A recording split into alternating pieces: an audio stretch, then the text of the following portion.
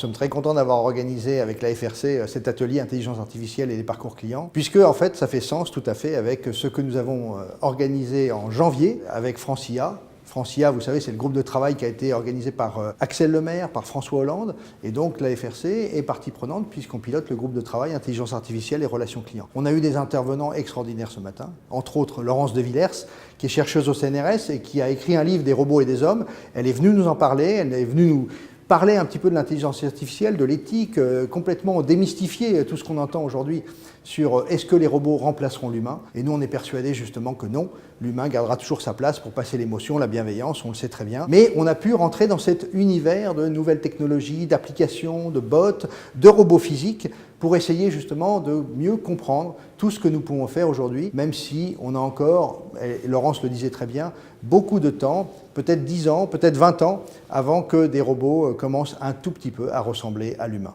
Une matinée passionnante avec beaucoup de témoignages, beaucoup de choses finalement qui racontent à la fois l'humain augmenté par la machine et la machine augmentée par l'humain.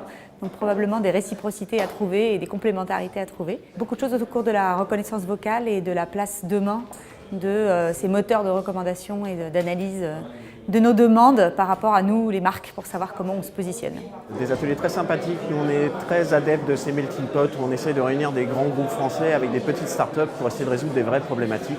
Donc on était ravis de pouvoir venir et de présenter notre savoir-faire en fait. C'était super. Avec ce que la technologie fournit aujourd'hui, on arrive quand même à faire des choses assez extraordinaires pour les chatbots, pour permettre de diminuer le temps d'attente au téléphone et le meilleur reste à venir. Cette nécessité de créer un écosystème, mais de créer un écosystème agnostique et de laisser totalement tomber les frontières concurrentielles de façon à ce qu'effectivement ce soit la combinaison et l'universalité du service qui va être proposé parce qu'effectivement, fédérant l'ensemble des acteurs d'un univers, d'un écosystème, c'est le sésame absolu.